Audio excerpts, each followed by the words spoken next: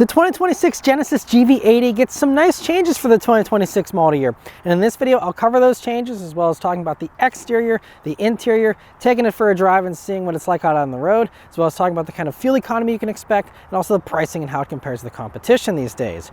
And so as far as the 2026 GV80, well, 2025 was when we got the refreshes, which were very minor, but more so on the inside was it, a lot more noticeable, and we'll talk about that in a minute. But up front, you have, again, these very light tweaks they made in 2025, including a slightly new mesh for the grille, slightly tweaked headlights and bumper. You have that little bit of a faux skid plate there under the front bumper there, and a really nice look though. I think this was still one of the best looking ones in its segment. Didn't need to be changed, and so I'm glad they were very light with those changes last year. And this one also is wearing this store green matte metallic, which is $1,500 extra. And matte paint, has its pros and cons, but it certainly looks very cool here in the sun. Coming down to the sides, again, you have the very grand side profile of this. I love still these built-in turn signals in the fenders with the garnishes around them. And the whole vehicle just looks so upmarket and more expensive than I'd say a lot of the competitors look. And we also have like these 22-inch wheels here on this Prestige that look great.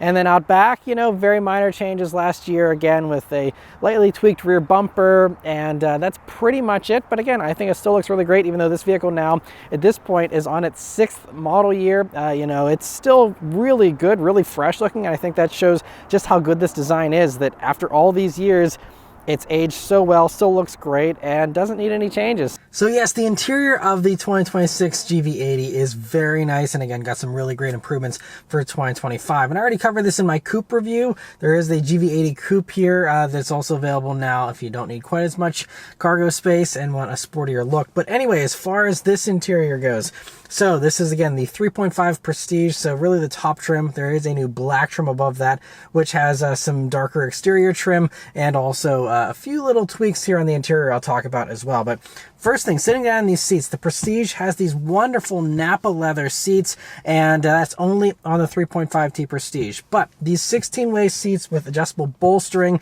and the massage, as well as the heating and ventilation, that all comes here on 2.5T Prestige, and then all of the 3.5T versions. And so really great seats. So they're so soft and comfortable. Heated seats, by the way, do come standard even on a base GV80. And whenever you go up to the advanced trim, I believe that's when you get the ventilated seats here without all the extra adjustments. But, so it has, the adjustable bolstering, which is great here for the torso, and even, adjustable thigh support, and just really nice, comfortable seats. The massage is a little more on the basic side, and some competitors, like, for example, the Acura MDX Type S, does a more advanced and impressive massage, but it's still a nice little touch to have nonetheless. Moving on to the steering wheel here, it's a really nice new wheel for 2025 and again 2026 by extension, and it has a great 9-3 grip, nice little 10-2 notches, and a few little toggles that feel really nice here, especially the scroller wheel that's metal. But I don't love this little capacitive touch sensor. That's how you skip tracks for music, and also is how you do some of the stuff in the gauge cluster. I prefer just a regular physical toggle there, but aside from that one minor gripe, it's a great wheel. It has nice little paddle shifters here on the back as well. This steering wheel is also heated, by the way, on the select trim for the 2.5T and everything above that. And that's really great that it's, not some high-end feature and you get it on basically everything. Moving on to the gauge cluster. So that's part of this 27-inch curved OLED display. And so as far as the digital portion for the gauges, it's really nice. And I love how it all blends so nicely. So you can have a little bit more run over into the other side or vice versa, depending on, how you have it configured. And that background too also changes. It's dynamic. So whenever it's different times of day, it'll look a little different. It's a really cool touch to have. And, you have your usual kind of appearances there with the double gauge pods if you'd like, or just a single gauge pod if you don't care about your tack. And, I think it's actually pretty nice, and you do have different views for the different drive modes as well. And I'll talk more about the drive modes in a minute. You can see there's a new terrain mode. But yeah, overall, just a really nice set of gauges. You also get a head-up display here on the Prestige 2.5T, and all of these V6 versions, you'll get the head-up display. And that's certainly nice to have. It also even shows you like your blind spot information and, your driver assistance stuff, and actually a lot of info there on the head-up display. So a very nice nice improvement there. Now, as far as coming over to the middle of the dashboard here, you'll see, of course, the other portion of this screen. And it's really great. It has, you know, the touch inputs, but you do still have this actual controller down here. So if you don't want to use touch, you can use this instead. And I also love that it now has wireless Apple CarPlay, wireless Android Auto. That was another 2025 edition that's very much welcome. And it also runs this new software here that works really well. It's pretty nice and simple. I do like that there is a dedicated radio page there. That's something that other Hyundai and Kias don't always have. Going through radio stations and stuff like that's pretty nice and easy. And you have, you know, favorites page there, which I like, so you can set all your favorites and leave it. And you know, even the map view, how it kind of blends into the gauge cluster is really cool. And so overall, just a really nice screen. Had no complaints with it here this week. It connected reliably every time for wireless Apple CarPlay as well. Also, this screen is hooked up to an 18 speaker 1400 watt Bang & Olufsen stereo now. Previously there was a Lexicon before 2025, and that was another nice improvement here for 2025 and now 2026 with the metal speaker grills. And it's a really impressive sound experience. Now, I don't think it's the best. I think some of the ones, especially that have like the roof mounted or ceiling mounted speakers like MDX Type S, do have a better sound experience, but this is still very impressive and, you know, very much a nice improvement, especially if you're coming out of the pre-refresh GV80. Yeah, I think you'll appreciate the extra wattage and the extra quality here of the Bang & Olufsen. Now, coming down though, one thing you'll see here is, so you have volume and tuning knobs, which is great, but there have been multiple times this week because of this capacitive touch button for your map and this whole row of buttons here. It's very easy for me whenever I was going to hit the volume knob or turn the volume knob up or down. I bumped the map view and would go out of CarPlay or whatever I was doing and then have the map, and I had to keep going back, and that was kind of annoying. So for that reason, I love the look of this, but I really wish those were real buttons so I didn't accidentally hit that. And my hands aren't even that big. If you had bigger hands, you'd have even more of an issue with that, I think. We should be very careful with how you adjust the volume knob there. But aside from that one minor gripe, you know, this whole little display panel and control panel works really nice, and I love that we have these physical knobs. It's really great to see. Coming down, you do have two USB-C jacks, a regular power outlet, and also this Qi wireless charging pad. And this wireless charging pad is pretty good. It does have a little bit of a raised portion there for where the contact patch is for the wireless charger, and also some nice rubberized, you know, surfaces and a little bracket there. But the raised surface isn't quite as raised as it is in Hyundais and Kias, and because of that, my phone did sometimes slide off the patch a little bit, and still I was having trouble doing reliable wireless charging with it this week, and that's uncommon. Typically with most other, you know, Hyundai group products, it's the best wireless charging pad in the industry, in my opinion, really. And this is still, again, very, very good, but strangely, I think the Hyundai is slightly better because they have that other portion raised a little bit higher there. But, you know, still should be really good. And you, of course, can plug in if you want to have 100% reliable charging. That's even faster there with those high-power USB-C jacks. But now coming back, you have, again, that controller wheel and a few little buttons. You have a beautiful, very solid shifter, which is still just so nice. They retained that from the pre-refresh. And you have, again, this little drive mode selector, which now you push for terrain modes. And that can give you the snow, mud, and, you know, it's just a nice little addition here for those who do encounter some bad conditions. You also have quick access to your 3D cameras there as well, and also larger cup holders here for 2025. And then you also have this center armrest, which is really nice and softly padded. And you open it up, it splits in the middle, and you'll see this nice shallow part up top, but then you can open this up and remove that if you'd like. And then you'll see another nice, really big, deep cubby there, and that is really great to have. So you have some solid storage space here in this. You also do have pockets in the doors, which are a little on the small side, but should still have a decent amount of space to hold a bottle with the cutout there, but not the biggest in this segment or anything. One other thing I'll say is that, you know, you do have some nice padding down by your knees, but it's a little low for me personally, so I didn't come in contact with it too much, and unfortunately came in contact with this harder part instead. But, you know, depending on where your seating position is and stuff, that will work better or worse for you, but I kind of wish that was just padded all the way through. Moving on to the back seat here in the GV80. It's a really nice back seat. So the one important thing to note here, though, is that they've now made a third row standard on more trims. So as a result, like, for example, you get a third row now in this 3.5T Prestige, but that means that you lose the power adjustments for the second row. They elected to do that, I think, just because it's faster getting into the third row with manual, movements versus having everything be automated and powered. I've complained about that in some competitors like the BMW X7, for example. And so I think that's totally fine. And, they still do slide forward and backward and recline a good bit for those rear seats. And here in the 3.5T Prestige, they're not only heated, but also ventilated. That's only in 3.5T Prestige. Otherwise, they're just heated in the lower trims. Then you'll also see their own climate controls back there, air vents, of course, as well as 2 more USB-C jacks and a regular house current kind of plug, which is great.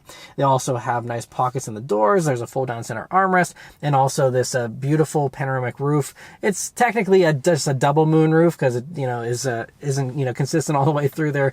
But you do have in the place there in the ceiling where you'll see those 2 mirrors. It's a nice little touch, and I think the extra structural rigidity probably of having that pillar in the middle is also a nice improvement for a safety standpoint. And I'm 5'9", me sitting behind myself there. The second row, of course, has plenty of space, and that's important because you may need to slide those second row seats up a little bit to get better room in that third row. Now, as far as that third row, I've never actually experienced a third row in a GV80 until now. So it's standard on the Advanced and Prestige trims of both 2.5T and 3.5T, except for the top 3.5T black package. That one does not have that. And also, you don't get it here on the lower trims. So 2.5T Select doesn't have it, or that base trim. So not all trims now, but most of the trims now offer that third row. And now if you don't want it, it does, of course, fold flat into the floor and you don't have to worry about it. But you'll have to make sure that if you're a parent that's trying to be pressured into doing carpool, you now may have a third row you may or may not want. So again, especially if you want these top ones, you're gonna have to go for that black trim if you want to make sure you don't have that third row. So anyway, as far as that third row goes, so it is a power folding seat, which is great. And so that means that, it slings itself forward, just like we see with the other more family-friendly 3 rows, like the Palisade from Hyundai and the Telluride. And so getting into that third row is fairly easy. It's not the biggest opening, so it's still a little inconvenient for adults. And once you're back there, headroom is also not great for adults. I'm 5'9", and I'm really kind of uncomfortable. I have to kind of hunch over a little bit so that I am not like shoving my head into the ceiling there. There's also not a lot of leg room either. So with the second row, if you have it, reclined less and slid forward, it is usable for adults, at least my size, but you can see whenever the seat's in its usual position there in the second row, all the way back and reclined, to a normal kind of recline, I have really no legroom. I really wouldn't fit. So best left for kids, or again, go for one of the larger, more 3-row dedicated vehicles. I think the MDX, for example, does do a third row better, as does some of the, again, more highly focused third row ones like the BMW X7. But while you're back there, you also do have their own climate control. So we have quad zone climate control here in this vehicle, and also they have their nice little cup holders with a cover, speakers right next to their ears there, and just a very nice third row and nice amenities for whoever does fit back there. Moving on to the cargo space here in the GV80, that of course will depend on whether the third row is up or down. With it down, you can see it's a nice amount of space. GV80s have always had very good space, maybe not quite as much possibly as like a BMW X5, but very, very close, and nice and wide. And beneath the floor, there's really no extra space. You just have a little slot there to hold your cargo cover. But aside from that, just a very nice amount of space. And again, there is the coupe version if you need even less space. Now, the one thing that's important to note, though, is with that addition of the third row, you've lost the spare tire on a lot of trims. And even the base 2 trims, even though they don't come with a third row, they also don't have a spare tire. So the only way to get a spare tire now is to get the top black, package of the 3.5T Prestige. That has a spare tire, as does the 2.5T Select. Those are the only 2 that get a spare tire. I'm not sure, again, how they chose that. The other ones will just have a tire mobility kit, can affix a flat, and that's pretty much it. But let's start up and go for a drive. The GV80 still has the Genesis key they've been using for a few years now. It's a very nice key that does have, like a little bit of a quilting effect on it here. You got some buttons there on the sides, and, not too big of a key or anything, and just very nice, I think. So anyway, it is, of course, keyless access, keyless entry, and push button start. You also have the digital key that you can do, and it now works also for even the rear doors. That's a new addition here for 2026.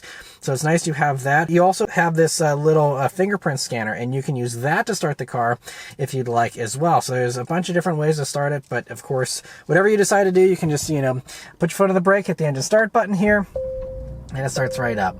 All right, so setting off here in the GV80.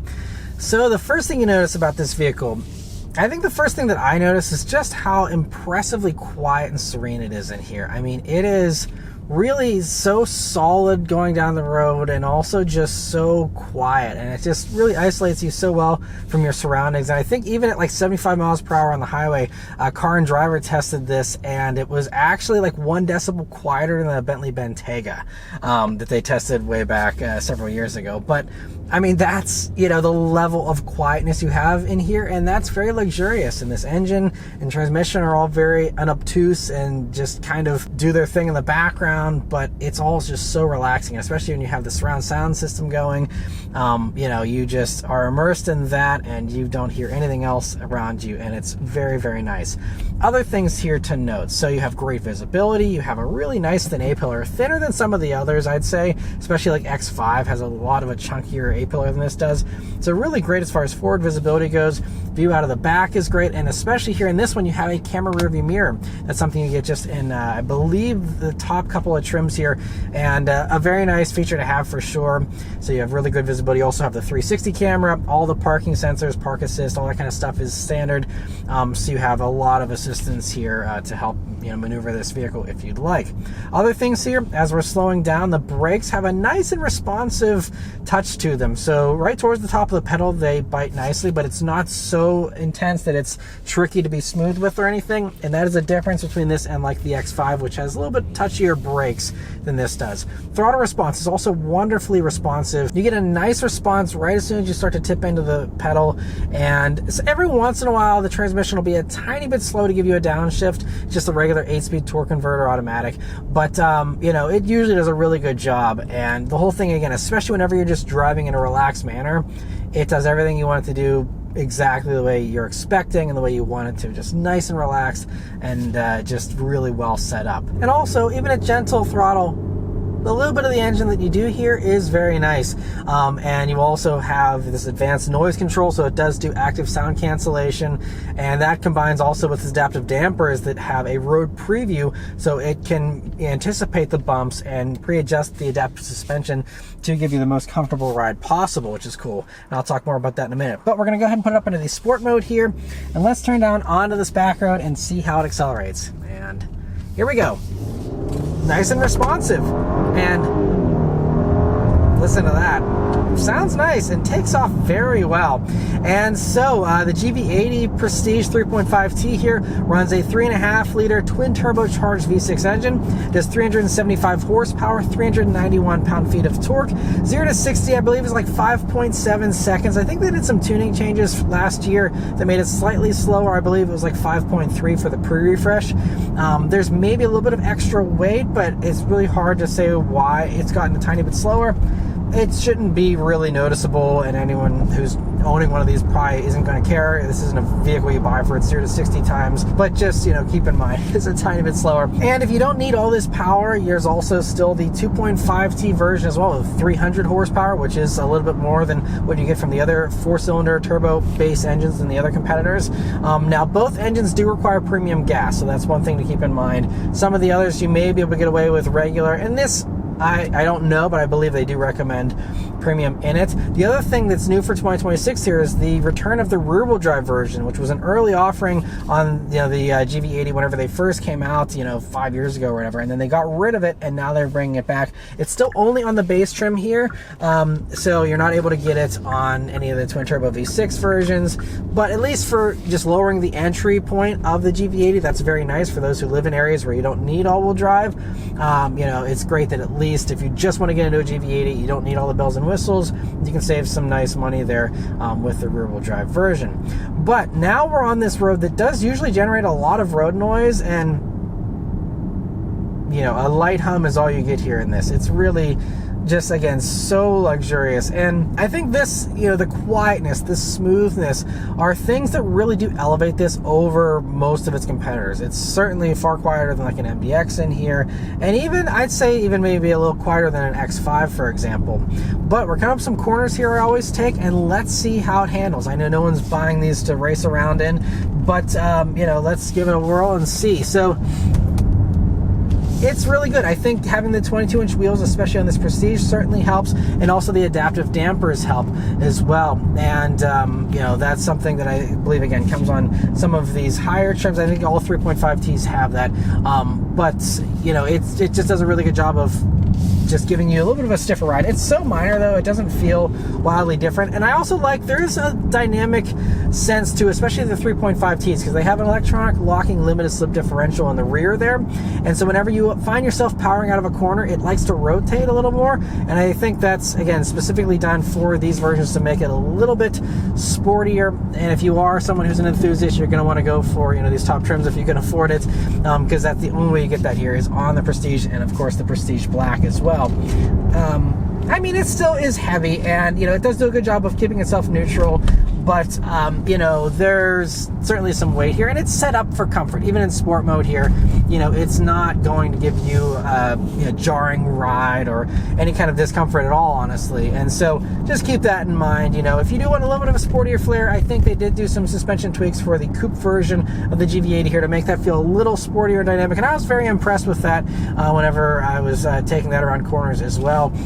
But you know, these are heavy. They weigh about 5,300 pounds now, especially now with the addition of this third row. You know, it's a heavy vehicle. I think the pro of that is that it feels very substantial again, and that's what you need for that substantial feeling, is a lot of weight. And so I think it does a really good job with that. The other thing, speaking of weight, you have a little bit of a heavier steering feel here in the sport mode, but we'll go ahead and put it out into the comfort mode again. And steering is another thing I really appreciate about this, because it's weighty enough to feel substantial, but not so much that, you know, it's a workout or anything. And I just really like that. There's also a My mode, which can give you, you know, a variety of combinations. So if you like the heavier steering, or you want the sportier flair with lighter steering, you can, you know, do all those various adjustments and have it exactly the way you want it, which is very nice, especially with the adaptive dampers, you know, being able to tweak that. And slowing it all down, you have bigger brakes here on the 3.5T versions. They're 0.6 inches larger for the front rotors compared to the 2.5T. So not a huge change, but you know, a nice little bit of a brake upgrade for the extra power and the extra weight. And also the other weight figure to mention is that these can tow 6,000 pounds. So you know, you can tow with these, and it's, you know, a good tow rating, honestly, for something like this. And so it's great that you have that capability too. There is no dedicated tow mode or anything, but again, there is, like I said, those terrain modes. So there's now snow, sand, and mud available to you, and that is a new thing for 2026. They didn't have that on the 25s. And now we're out on the highway here in the GV80, and it's a very nice highway cruiser once again. Very quiet, again, relatively speaking. You still hear some stuff outside. There's also the fans that kick up. Even whenever you have the fan on its lowest auto setting here, it's still, whenever you're at highway speeds, always gets faster with the airflow for whatever reason. But it's very nice. We have a gentle corner we're going around here now. I do have the highway drive assist system on, and that all comes standard, by the way, with highway drive assist. And a lot of the stuff comes standard here. You have standard blind spot monitoring, rear cross traffic alert, automatic emergency braking, again, full speed, adaptive cruise control. All of that stuff comes standard here, which is great. The only stuff that is optional is like the 360 camera, which also gives you the blind view monitor, which will show you your blind view in the gauge cluster when you put your turn signal on, as well as the remote park features and the side parking sensors. Those are all features bundled into the advanced trim of even just the 2.5T. So not very high up the trim ladder to get even all of that extra convenience stuff, in addition to just the basic safety, which is very, very good here. And these also, by the way, are top Safety Pick Plus award winners from the IIHS. So very safe as far as crash test ratings, especially with the newest tests and stuff. It gets a little more challenging, and they still have aced all of those. And we have this gentle corner we're going around again. And again, trying this out, I'm just kind of letting it do most of the steering. It isn't a hands-free system. You do have to keep your hands on the wheel. It has a touch sensor to make sure you are, but it negotiated that corner just fine here. Now, I have noticed, though, I did do more highway driving earlier this week, and there were a few times where it was crossing over the road lines slightly and was going onto the shoulder in particular. So I don't love that. Also, with the highway drive assist system here, it cancels the lane keep assist whenever you change lanes, because it wants to do automated lane changes for you. But with highway drive assist, it's so slow with those automated lane changes, and you still have to have your hands on the wheel and, you know, put on your turn signal and everything. So it's still very much an active thing.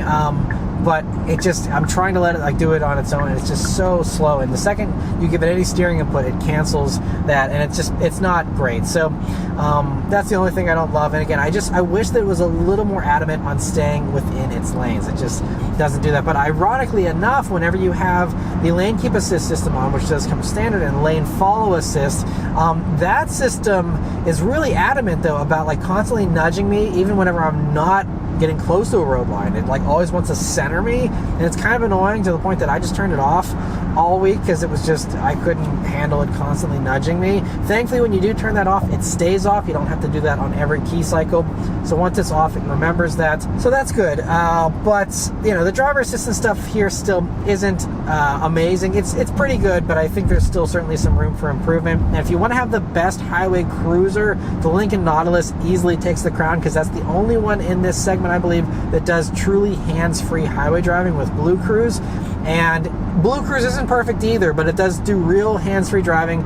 I'd say it works on about 50% of your drive, give or take, and they continue to roll out updates to Blue Cruise. So, you know, I reviewed that already in the Lincoln Nautilus review. You can check that out for all of my discussion on that. But just know that if you're doing a lot of highway miles, I certainly would recommend the Nautilus. That's the highway road trip king in this segment, in my opinion, as a result of, you know, having that hands-free capability. But this is still totally fine. And for those who enjoy driving themselves, you know, I think this one, you know, is still just such a nice highway cruiser, and one of the nicest because of, again, just how quiet it is. Fuel economy for the GV80 is rated at 16 mpg in the city, 22 on the highway, and 19 combined. And that is a couple mpg less than what you got on the pre-refresh GV80, and that's mostly, I think, due to the fact that you can now get larger wheels on these than you could before. The 22s, I think, certainly give you a little bit of a, you know, hit there on fuel economy. But actually, in my driving here, and I did a lot of driving this week, more than I usually do. I've done 257 miles, and I'd say more of that was on the highway than usual, but I don't even think it was quite a 50-50 split. But I'm averaging 19.6 mpg, and that includes a little bit of idling to film this interior. So I'm pretty happy with that. I'm beating the combined figure, and typically in my driving I get 1 to 2 mpg less than the city rating. Now, 14 mpg would have been really rough if I would have seen that. So, you know, I wasn't expecting something quite that bad, but I'm pleasantly surprised this is doing, again, better than the combined figure. And just goes to show that if you do take it easy in these, you can get some better efficiency. Unfortunately, there is no electrification component, and that is something that some of the other competitors like Nautilus offers, you know, regular hybrid. There's also some other competitors that now offer a plug-in hybrid version, and there's also even, you know, electric versions, and many vehicles that have even abandoned their gas versions, like Cadillac, which doesn't sell the XT6 after this year because they, you know, prefer having the electric instead with their new Vistic. But if you're shopping for the 3.5T version, I'm sure you probably don't care too much about fuel economy. You can get a few mpg better with that 2.5T version, and even going rear-wheel drive gets you even slightly better. So, but just keep that in mind. And it sounds like Genesis may be working on a hybrid here in the next couple of years, but we don't have any info on that or when it's arriving for sure. But the last thing to really mention here, though, is the pricing and how it compares to the competition. So let's get into that. So thanks to that new rear-wheel drive base trim, the 2026 GV80 now starts at $59,195. The lowest 3.5T version starts at $77,445, and this one, as tested, is $85,325, with $1,500 of that coming from this matte paint. So you're under $84,000 if you skip that. And if you're looking for the best price on a GV80 or any vehicle, you're definitely going to want to head over to maranmotoring.com. There you'll click on the new car quotes page, where you'll get access to dealer invoice pricing, as well as getting connected to a local dealer, so you can check out the GV80 for yourself and see what you think about it. So there's going to be a link in the description, as well as one in a pinned comment, to take you straight to that site and get you all that info. Now, as far as how the GV80 compares to the competition, well, the first thing that's worth noting is that none of the competitors can match the 10-year, 100,000-mile powertrain warranty. So if you plan to keep the vehicle for a long time, the Genesis will be the one to give you the longest coverage. The most compelling competitor is the Acura MDX, because it starts $6,000 less if you're fine with front-wheel drive and a non-turbo V6 with less power. And if you want a loaded Type S, you are still paying $6,000 less than this loaded GV80, while getting an air suspension, Brembo brakes, a slightly sportier vibe and handling, but still very luxurious, much better massaging seats, and a better stereo. The materials are less impressive though on the inside, but aside from that, it's really impressive for a nice savings. Moving on to the next compelling competitor, we have the Lincoln Nautilus. This one doesn't offer a third row or a 6-cylinder option, but the 4-cylinder does offer a hybrid option for some extra punch, and it starts $3,000 less and comes out $1,500 less fully loaded, while giving you a really futuristic and luxurious interior and that hands-free highway driving I mentioned earlier. The Lexus RX is a little less impressive than those two, but its savings are pretty much unbeatable, starting $8,500 less with a little less power and no third row, but even fully loaded where it's very comparable to this, even down to the ventilated second row and the horsepower with the RX 500h, you still come out a whopping $13,000 less, really making it the one to beat on value. Plus, you get the impressive reliability and dealer experience that Lexus is known for. The Infiniti offers similar savings of $7,500 less to start, but is the slowest in the segment by a long shot. But if you want a third row, a fully loaded one of those is also $13,000 less, and also will give you Nissan's ProPilot 2.1, which does very limited hands-free highway driving, but it still needs a lot of work based on my experiences with it so far. As for the common European competitors, the BMW X5 actually starts $6,500 less with its 6-cylinder compared to the 6-cylinder GV80. But if you want all the same options as this loaded Genesis, the X5 will cost you $5,000 more.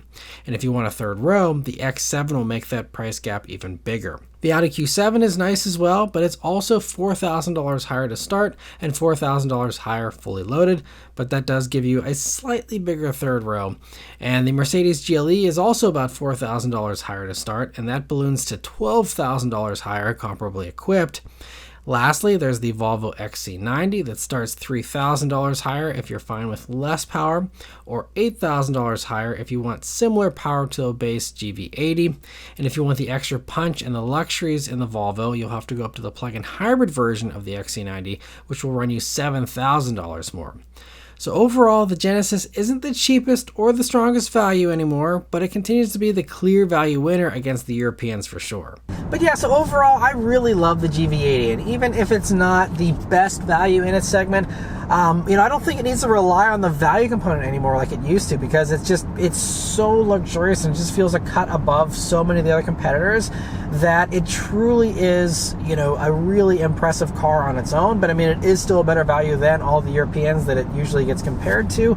And so for that reason, I think the Genesis is still a no-brainer, and especially, if the Lincoln or the Acura don't appeal to you, easily, hands down, the GV80 is, one of my favorites. And again, especially if you're not into those two, is absolutely my favorite, hands down, in the segment. Certainly would take it over all the Europeans, not only just for the price savings, but also just because I think it genuinely feels nicer in here than a comparable Mercedes or BMW. And that's, really impressive. And just the simplicity of the way that they do things. It's not overly complicated like some of those often are.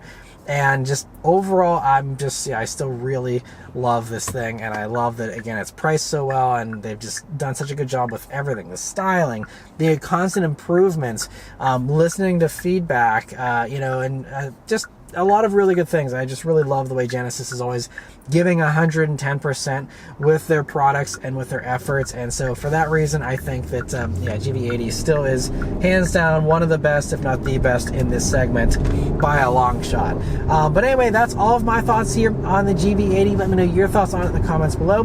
Huge thanks to Genesis for providing me here with this vehicle to review for you guys today. Thank you all very much for watching. Please leave a like and subscribe to keep these videos coming, and I'll see you guys on the next one. Take care.